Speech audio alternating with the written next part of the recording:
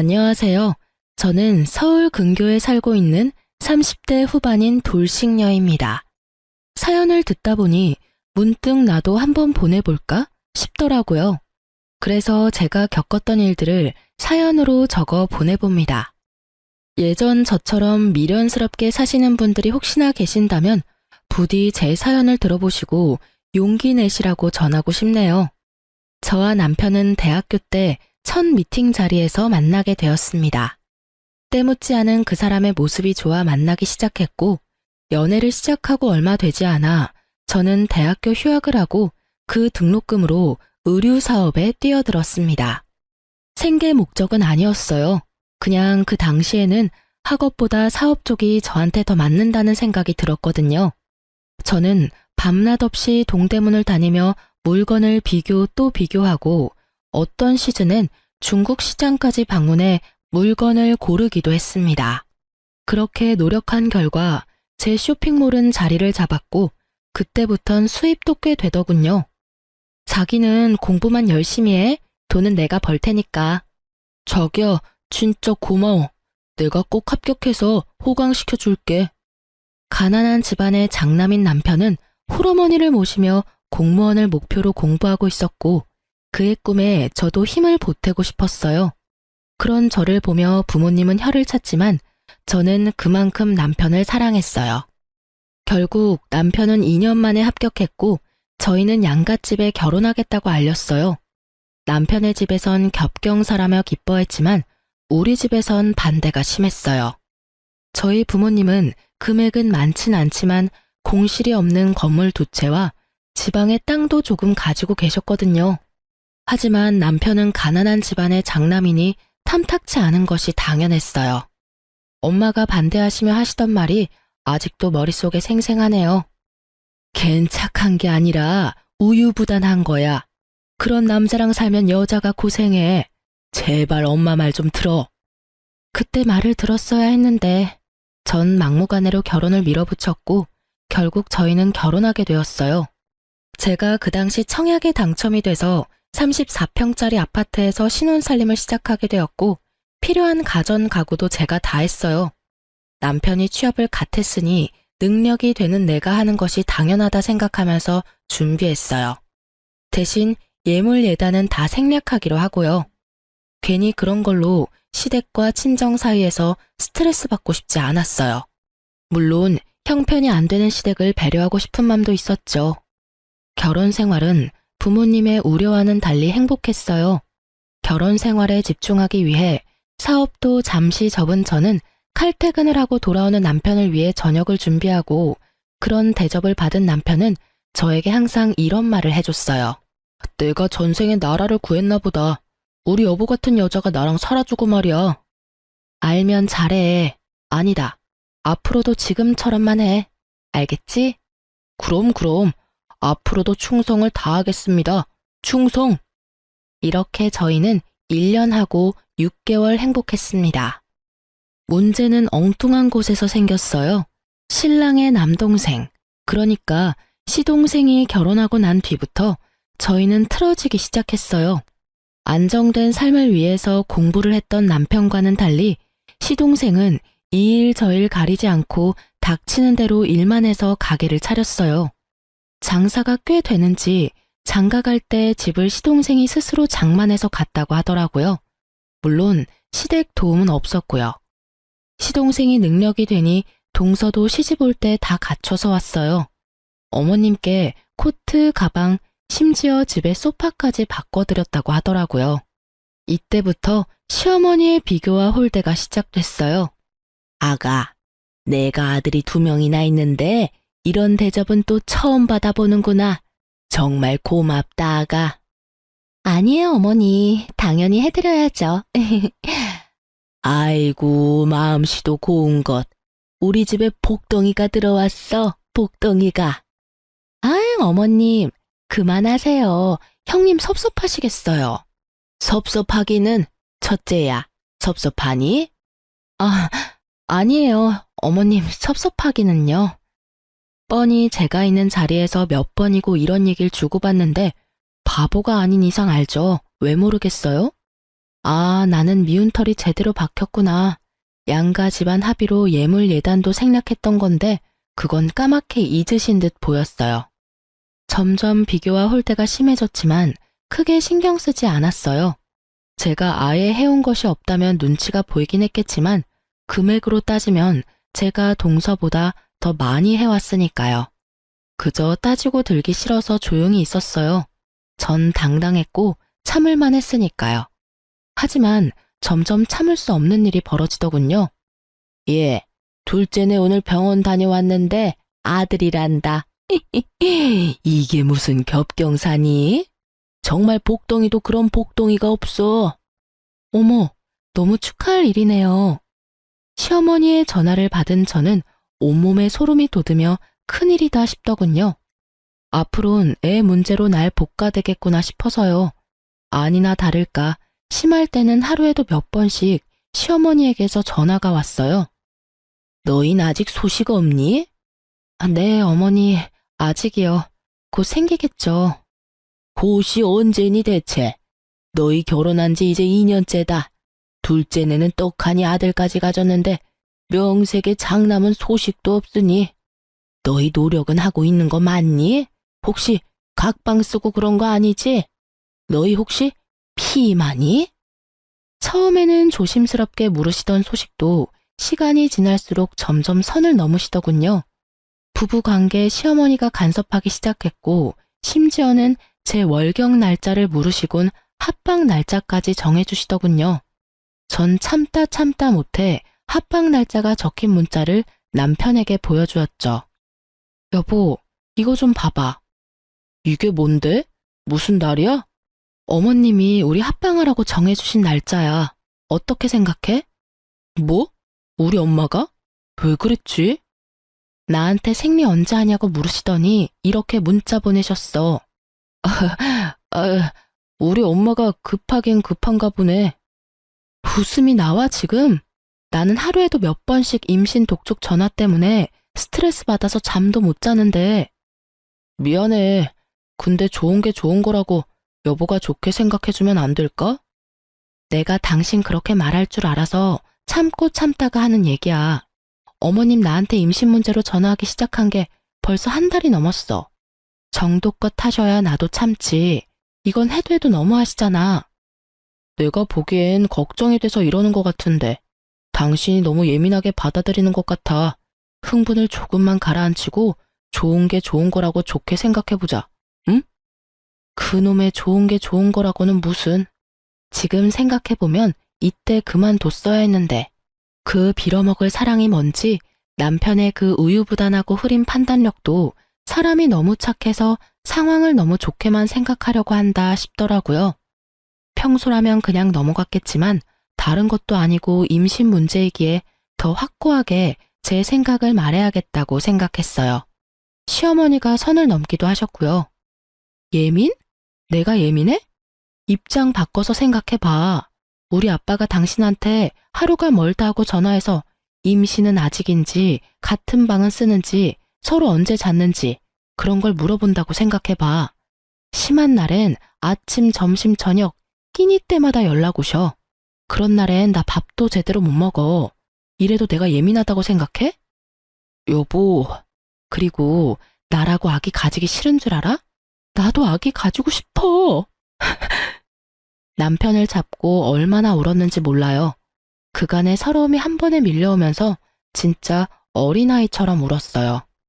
난 엄마가 당신한테 이렇게까지 하는 줄 꿈에도 몰랐어. 미안해. 내가 더 신경 썼어야 했는데 내가 어떻게 할까? 어떻게 하면 될까? 아, 당신이 말했던 병원이라도 갈까? 가자. 그까지 검사 받는 거 뭐가 대수라고. 내일 연차 쓸 테니까 당장 가보자. 정말? 당신 싫다고 했잖아.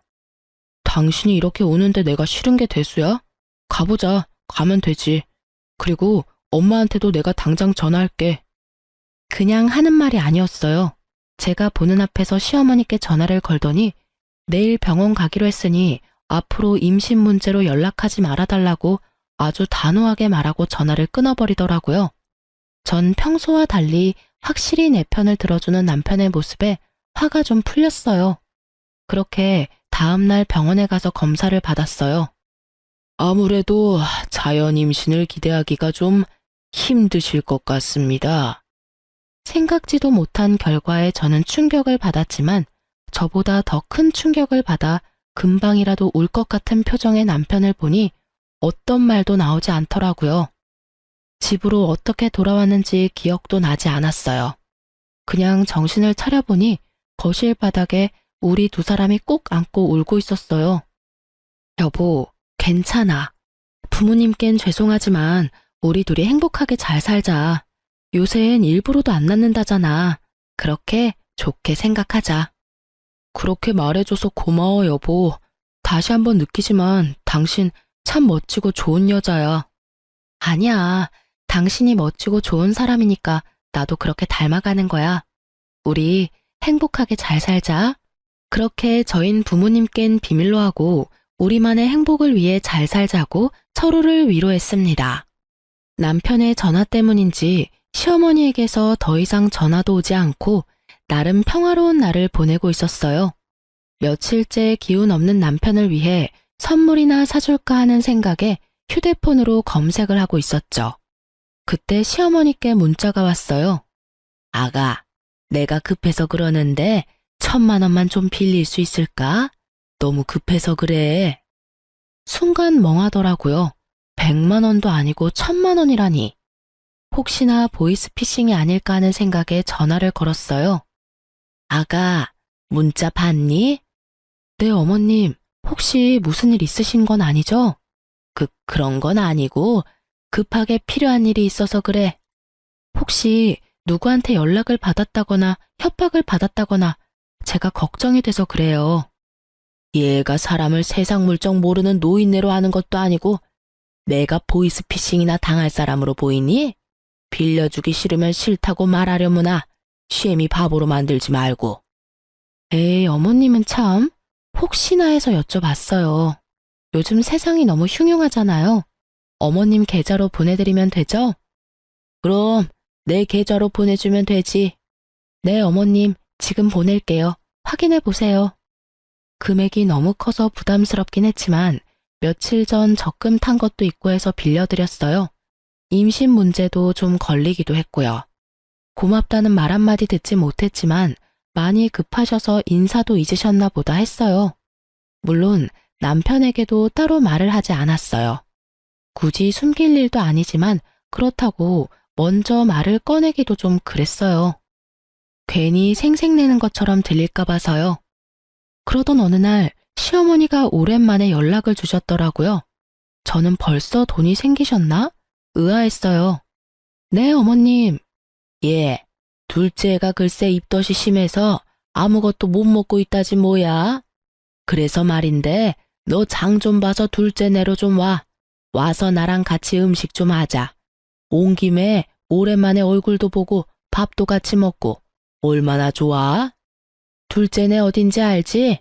그럼 바로 장 봐서 오려무나. 어머님? 어머님!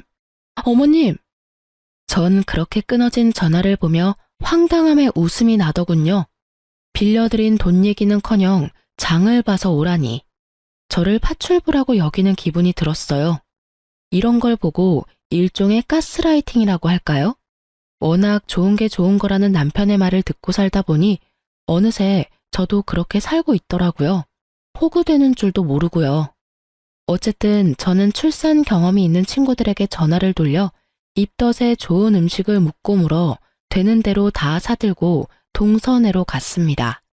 낑낑대며 양손 가득 자신이 먹을 먹거리를 사들고 온 저를 보고 동서는 달려와서 돕기는커녕 소파에 떡하니 앉아 고개만 까딱거리며 인사를 하더군요. 형님, 오셨어요? 어머님은? 화장실 가셨어요. 여전히 앉아서 대답만 하는 동서를 보며 당장이라도 장봐온 것을 다 내팽개치고 한바탕 하고 싶었지만 뱃속의 아기를 생각하며 간신히 화를 눌렀어요. 얼마나 이를 꽉 깨물었는지 턱이 다 아려오더군요. 속으론 참을 인을 되뇌며 사온 재료를 주방에 두고 거실로 나왔어요. 너무 힘들어서 도저히 바로 요리를 못하겠더라고요. 거실로 나오니 아기 용품이 꽤 보였어요. 아기자기한 것이 저도 모르게 시선이 가더라고요. 아기 용품을 보고 있는데 못 보던 가방이 보였어요. 그냥 딱 보아도 구입한 지 얼마 되지 않은 에르땡땡 가방. 저도 사고 싶었던 가방이라 한눈에 딱 들어오더라고요. 동서, 저 가방 웬 거야? 원래 있었나? 아니요. 어머님이 얼마 전에 출산 선물이라고 미리 사주셨어요. 예쁘죠? 뭐? 어머님이? 네. 출산 선물로 뭐 갖고 싶냐고 물으시길래 그냥 가방이라고 했을 뿐인데 이렇게 비싼 가방을 사오셨더라고요. 어머님 진짜 대단하시지 않아요? 이렇게 비싼 가방까지 기대한 건 아니었는데. 그러니까 형님도 얼른 아들 하나 낳아요. 장손 출산 선물은 얼마나 대단하겠어요? 저는 아무 말도 들리지 않았습니다. 오로지 가방만 눈에 보이더군요. 아니, 정확히는 제가 빌려드린 1,000만 원과 그 가방이 겹쳐 보이더군요. 그렇습니다. 어머님이 저에게 급히 빌려간 1,000만 원은 알고 보니 동서 가방을 사는데 쓰였더군요. 시댁엔 저만한 가방을 사줄 만한 돈이 절대 없다는 걸 알기에 더 생각해 볼 필요도 없이 제 돈이었어요. 화가 머리끝까지 차올랐지만 정신줄을 꽉 잡고 있었어요. 여기서 이성의 끈을 놔봤자 저한테 득될 것이 없었으니까요. 심호흡을 하며 최대한 이성적으로 생각하려고 노력하고 있을 때 화장실에서 시어머니가 나오더군요. 그러면서 한 손에 들고 있던 걸레를 저에게로 던지더니 이렇게 말하는 겁니다. 예, 음식하기 전에 청소부터 좀 해라. 임산부 있는 집에 먼지가 너무 많아. 네? 전 제가 들은 말이 맞는 것인지 제 귀를 의심했습니다. 시댁 청소를 하라고 해도 불만이 터져나올 것 같은데 하물며 손아래 동서집을 청소하라니요. 청소 좀 하라고. 청소 모르니? 우선 거실부터 청소기 좀 밀고 걸레로 좀 닦아라. 그리고 밥 먹고 나면 안방도 좀 치우고, 아, 창틀도 더럽더라. 거기도 좀 닦고. 요새 미세먼지 때문에 난리야, 난리. 아, 청소기는 작은 방에 있더라. 그거 쓰면 된단다. 언제까지 그러고 있을 거니? 빨리 청소기부터 가져와. 제가 왜요? 제가 너무 황당해서 왜냐고 되물으니 시어머니는 동서 옆에 딱 붙어 앉아 동서 배를 만지며 대답했어요. 그럼 입덧 때문에 밥도 못 먹은 얘가 하리, 다 늙은 내가 하리. 여기 너밖에 더 있니? 좋은 게 좋은 거라고 가족끼리 돕고 살아야지. 아까부터 뭐하고 서 있니? 얼른 하고 저녁도 차려야지. 말도 안 되는 말을 말이라고 하고 있는 시어머니나 이런 말도 안 되는 상황에도 자신은 아무것도 모른다는 듯 불뚝 나온 배를 만지는 동서나 어이없기는 매한가지였어요. 시어머니의 닥달에도 제가 움직이지 않고 가만히 있자 언성을 더 높이며 말하더군요. 그러게 진작 아들 하나 낳았으면 이런 일은 없었지. 어디서 저런 모질한 게 우리 집에 들어와서 집안 대를 끊어놓고 있어? 애를 못 낳으면 이런 일이라도 해야지. 지금에야 하는 말이지만 네가 우리 집에 시집와서 한 게 뭐가 있니? 그 말을 듣는데 순간 정신이 번쩍 들더라고요. 저는 바로 휴대폰을 꺼내 남편에게 전화를 걸었습니다. 지난번과 같이 나는 정말 몰랐어 라는 변명의 기회 따위 주지 않기 위해서요. 여보세요? 여보, 당신 혹시 내가 어머님께 1,000만 원 빌려드린 거 알아? 그거, 응, 알고 있어. 그렇지 않아도 내가 고맙다고 말하려 했는데. 아, 알고 있었어? 그럼 그 1,000만 원이 어디에 쓰인지는 알고? 그거 재수씨 선물 사준다고 하시던데. 당신도 알고 있었어? 그럼 지금 내가 어디 있는지는 알아? 당신 지금 재수씨하고 엄마하고 같이 있는 거 아니야? 엄마가 나도 그리로 오라 그래서 지금 가는 중인데 거의 다 와가. 그럼 내가 여기 파출부짓거리나 하려고 끌려온 것도 알고 있겠네? 파출부짓이라니. 남의 집 와서 청소하고 음식하면 파출부지. 다르게 표현할 말이 있어? 있으면 말해보던가. 남이 아니라 가족이잖아. 가족끼리 서로서로 돕고 살아야지. 서로서로 돕는 게 아니라 나만 도우니까 이 사달이 나는 거야. 아직도 모르겠어? 여보, 말이 좀 심하다. 내 말은 심하고 지금 내가 처한 상황은 안 심하니? 일단 끊어. 와서 얘기해. 전화를 끊고 나니 더 화가 나더라고요. 이런 것도 남편이라고. 내 커리어는 다 접어두고 그야말로 헌신적으로 내조만 하며 살았는데 돌아오는 것은 이따위 취급이라니. 그야말로 온갖 정이 뚝 떨어지더라고요. 이 사태를 어떻게 해야 이 화가 풀릴까? 머릿속으로 5만 가지 생각이 오가는 그 순간 동서가 한마디 하더군요. 형님, 지금 어머님 앞에서 무슨 짓이에요? 짓? 저는 그야말로 이성의 끈이 끊기는 소리가 들리며 오히려 정신이 맑아졌어요. 전 바로 제 발밑에 던져진 걸레를 집어들고 동서의 얼굴로 냅다 던져버렸습니다. 야, 너 임신한 게 유세냐? 입덧해서 밥 못 먹고 청소를 못하면 친정엄마를 부르던지. 그것도 안 되면 돈 주고 사람을 부르면 될 일이지 어디 사람을 오라가라 해? 저의 말과 행동에 적잖게 놀란 동서는 걸레가 닿았던 얼굴을 닦아대며 저를 노려볼 뿐 아무 말도 못하고 있었고 시어머니는 벌떡 일어나 막말을 하기 시작하더라고요. 시집 올 때 몸뚱이 하나 가지고 와서 내 아들이 벌어다주는 돈이나 펑펑 쓰면서 놀고 먹는 그런 주제에 어디서 니까짓 게 큰 소리야? 전 치사하고 더러워서 끝까지 하고 싶지 않았던 말을 하기로 했습니다. 어쩌겠어요. 새까맣게 잊으신 것 같으니 제가 다시 일깨워 줄 수밖에요. 어머님, 제가 진짜 치사해서 이런 말 안 하려고 했는데 기억 안 나시는 것 같으니까 말씀드릴게요. 그래, 무슨 말인지 어디 한번 말이나 드러나 보자. 저 시집 올 때 몸뚱이만 가지고 오지 않았고요. 집, 가전, 가구, 심지어 지금 어머님 아들이 타고 다니는 그 차까지 제가 다 해서 왔고 다 제 명이에요. 거기에 어머님 아들 돈은 단 1원도 안 들어갔어요. 제가 예단으로 들고 온 것만 해도 억 단위인데 전 예물은커녕 봉투 하나 구경하지도 못했네요. 그리고 어머님 아들 월급으론 저 펑펑 쓰고 놀지도 못해요. 전 제가 모아뒀던 돈이랑 투자했던 돈으로 놀아요, 어머님. 그리고 그 돈으로 어머님께 1,000만 원 빌려드린 거고요. 그런데 그 돈으로 어머님은 동서 가방을 사주셨네요. 제 말에 동서는 몰랐던 사실을 알았다는 듯 놀란 눈으로 시어머니와 저를 번갈아가며 보더라고요. 그랬겠죠. 시동생이 가난한 자신의 집안 상황을 제대로 설명했을 리도 없겠죠. 지금 시부모가 살고 있는 집이 겉에서 보기엔 그럴듯했지만 사실 그 집은 자가가 아닌 전세인데다가 그 전세금도 월세로 사는 부모님을 두고 자신들만 좋은 집에 살 수 없었던 남편과 시동생이 마련해 줬던 거니까요. 속 시원하게 내뱉긴 했는데 순간적으로 내가 너무 심했나?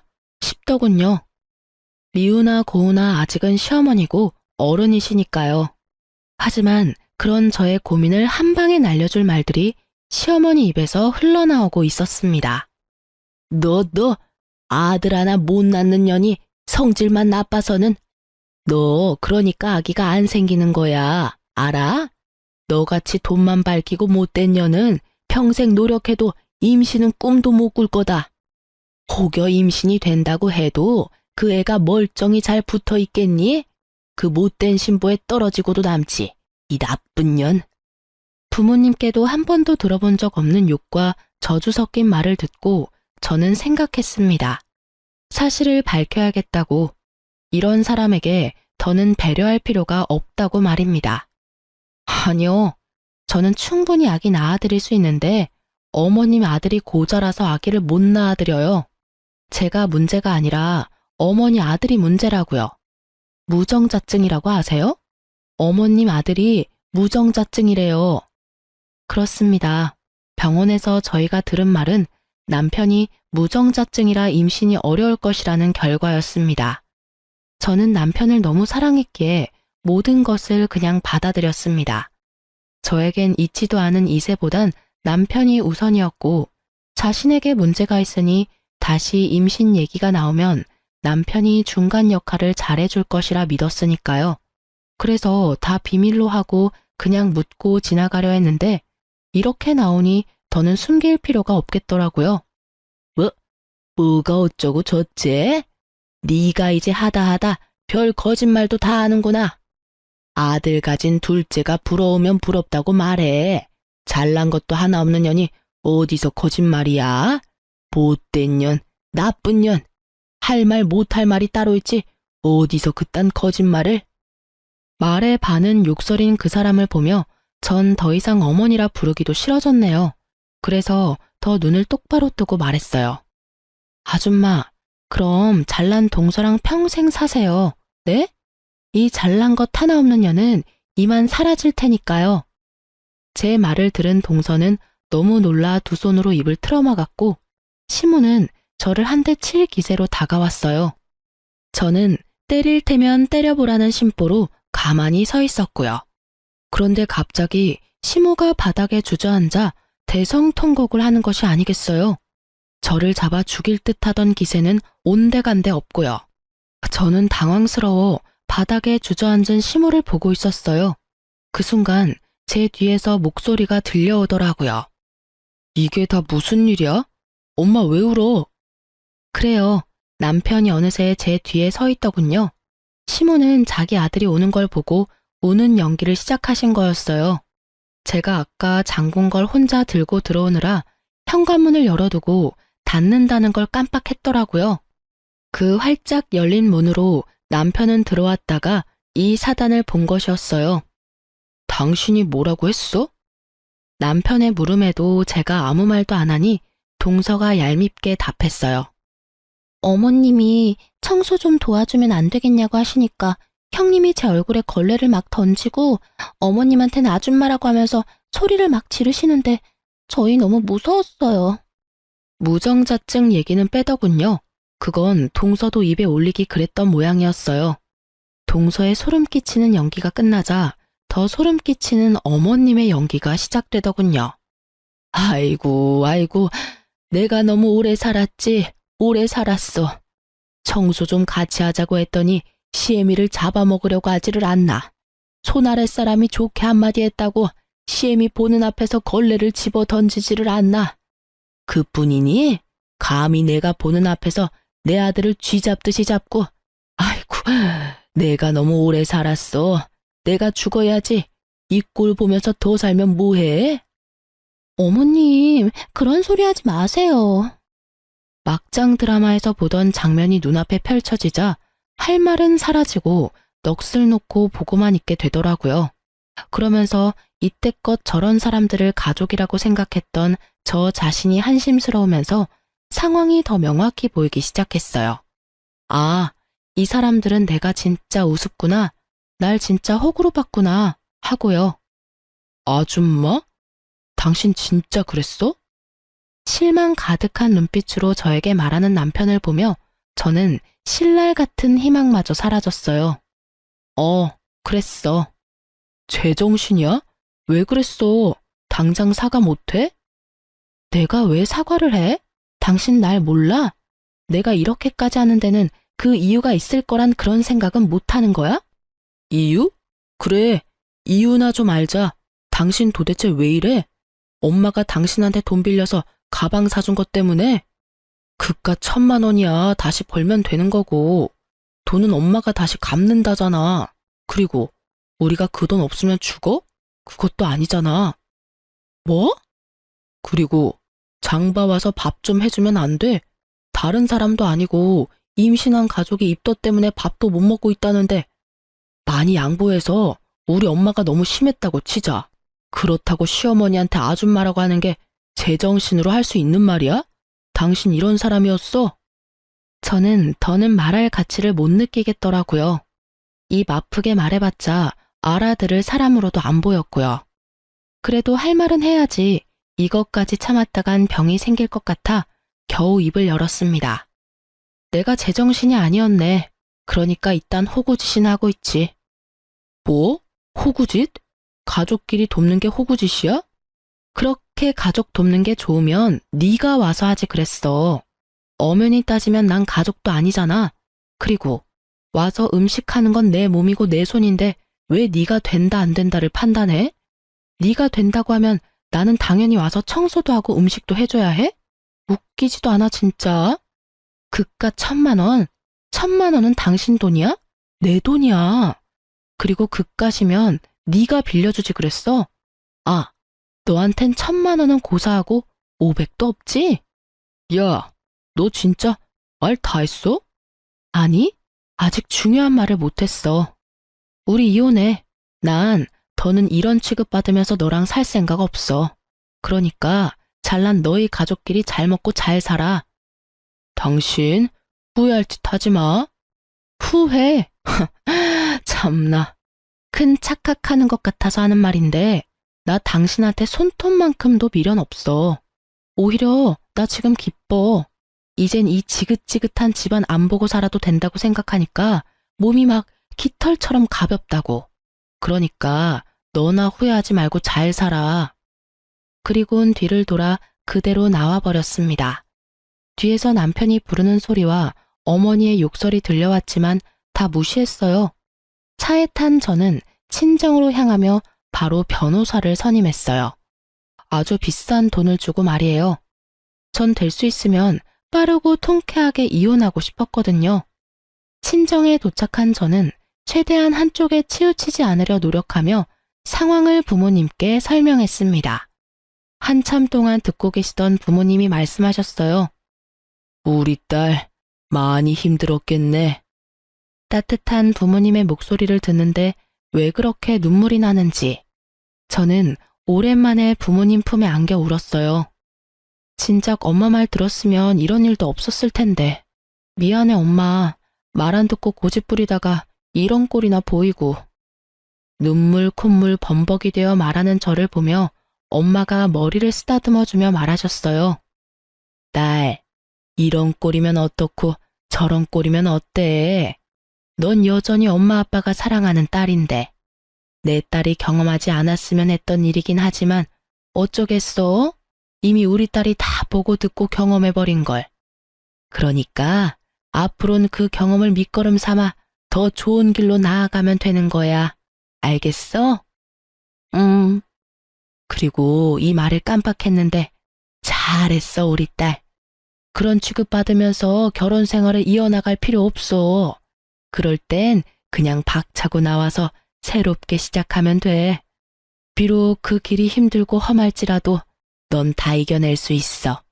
우리 딸은 충분히 용기 있고 현명한 사람이니까. 그런 널 엄마 아빠는 믿어. 그러다 너무 힘에 부치는 날엔 오늘처럼 엄마 아빠한테 와서 잠시 쉬었다가 엄마 아빠는 언제나 여기서 기다리고 있으니까. 알겠지, 딸? 고마워요. 부모님을 만나보니 확실히 알겠더라고요.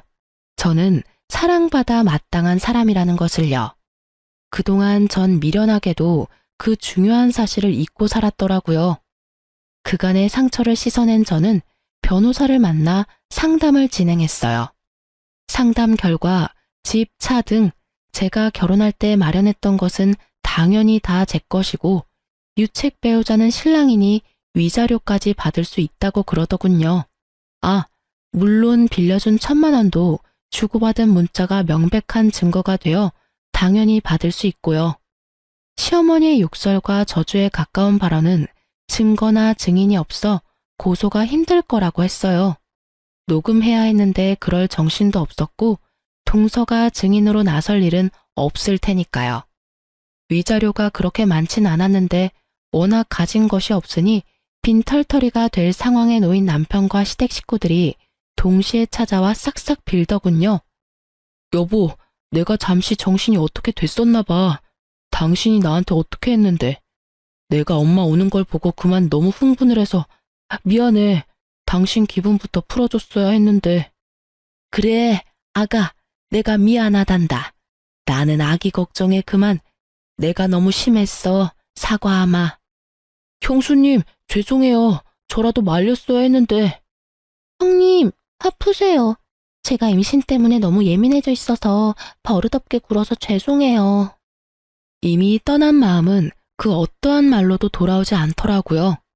잘못을 비는 모습도 진심으로 느껴지지 않았고요. 그저 어떻게 하면 이 지긋지긋한 상황을 끝낼 수 있을까? 이 생각뿐이었습니다. 그래서 저는 뭐 아니면 도라는 마음으로 아무것도 녹음되지 않은 휴대폰을 들이밀며 말했습니다. 당장 다들 돌아가 주세요.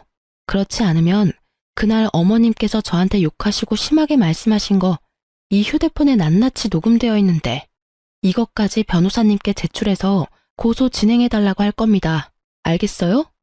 그까짓 걸로 고소가 되는 줄 아니? 그리고 내가 욕을 언제 했다고 그래? 고소가 된다고 하더라고요. 저희 변호사님이. 그래서 하는 김에 같이 고소하려다가 그래도 살았던 정이 있어서 고소는 하지 않겠다고 했는데 제가 또 실수한 것 같네요. 어머님이 입에 담지도 못할 욕설과 모진 말들을 잊으신 걸 보니깐요. 원하신다면 한번 들어보실래요?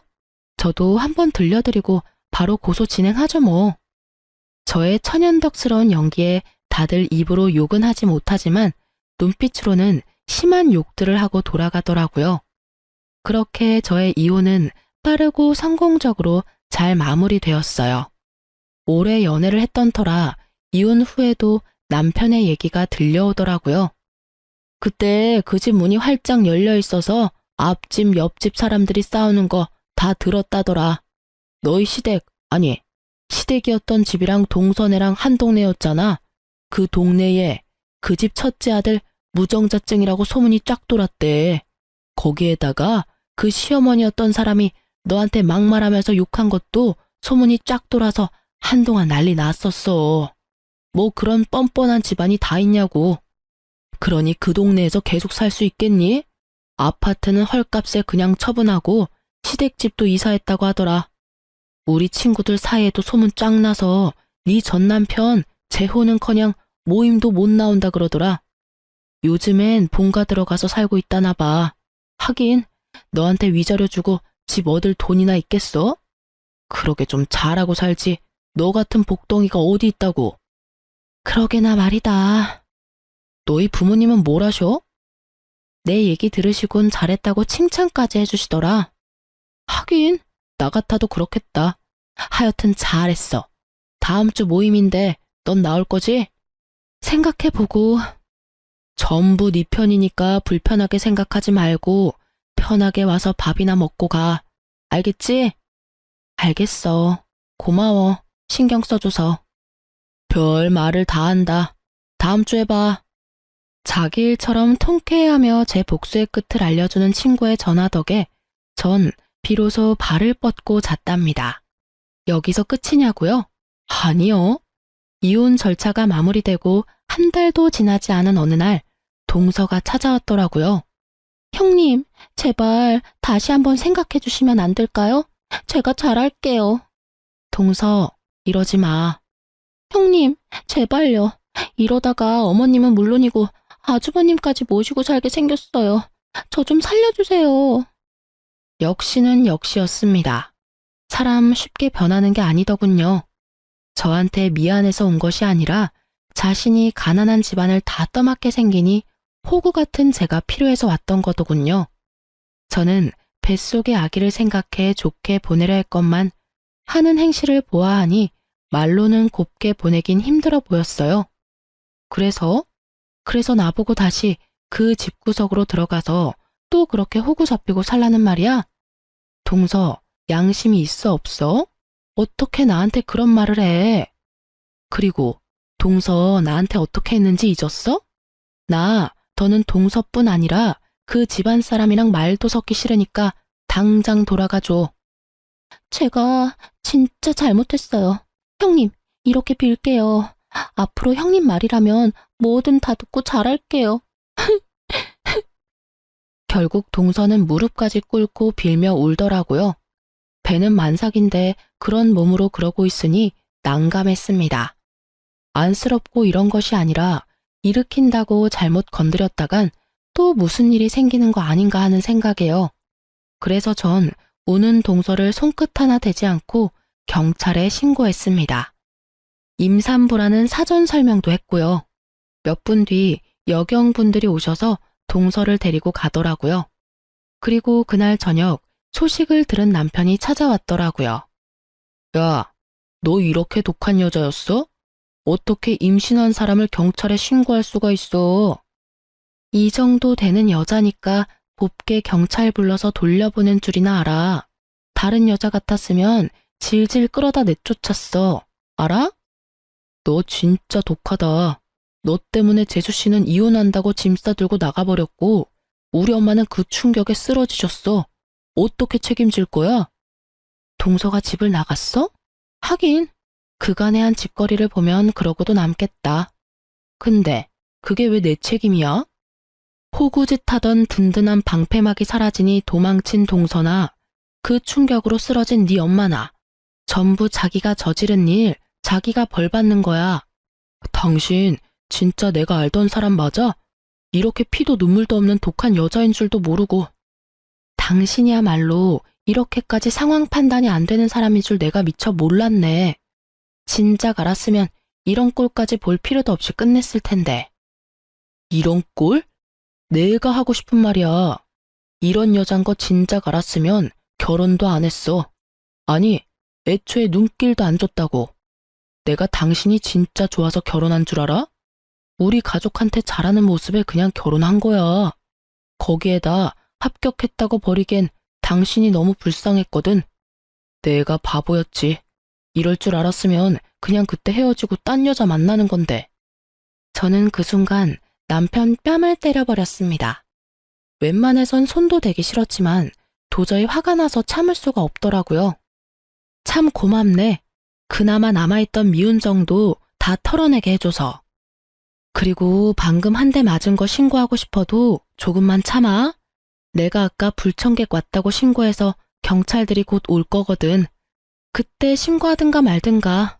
나도 할 말 많은데 참고 있으니까 아주 이참에 개싸움 해보자고. 저한테 한 대 맞은 충격 때문인지 할 말이 없어서인지 남편은 아무 말도 행동도 하지 않더라고요. 그때 타이밍 딱 맞춰서 출동하신 경찰분들이 남편을 데리고 가면서 저와 남편과의 인연은 완전 끝이 났어요. 이따금씩 들려오는 소식엔 결국 시동생네는 이혼을 했고 동서는 아기까지 버리다시피 하고 연락을 끊어버렸다고 하더라고요. 시댁 식구들과 남편은 다 저 때문에 일어난 일이라며 사람들에게 제 욕을 그렇게 하고 다닌다는 얘기까지 들려왔어요. 전 얼굴도 들고 다니지 못하게 남편 회사에도 소문을 쫙 내버릴까 하고 잠시 고민했지만 그러진 않았어요. 그렇게까지 해서 똑같은 사람이 되고 싶지 않기도 했지만 그 사람에게서 저를 잃게 만드는 것이 가장 큰 복수라고 생각했거든요. 저는 정말 지긋지긋한 신혼집도 팔고 새 보금자리를 얻었어요. 거기에다 이혼할 때 받은 위자료에 제 돈을 조금 더 보태서 오프라인 매장도 차리고요. 이제 다시 제 삶을 잘 살아보려고요. 비록 돌싱녀지만 제가 능력이 있고 자신감도 있으니까 괜찮은 맞선 자리가 계속 들어오더라고요. 정말 이혼이 흠이 아닌 시대가 오긴 했나 봐요. 당장은 아니지만 빠른 시일 내에 연애도 해볼까 합니다. 오늘이 내 생애 제일 젊은 날이라고 하잖아요. 제일 젊고 예쁜 오늘을 지난 날만 떠올리면서 살 수는 없으니까요. 제 긴 사연을 듣고 계신 분 중에서 미련했던 저같이 살고 계신 분이 있다면 말씀해드리고 싶어요. 이혼이 꼭 정답은 아니지만 그렇다고 흉도 아니에요.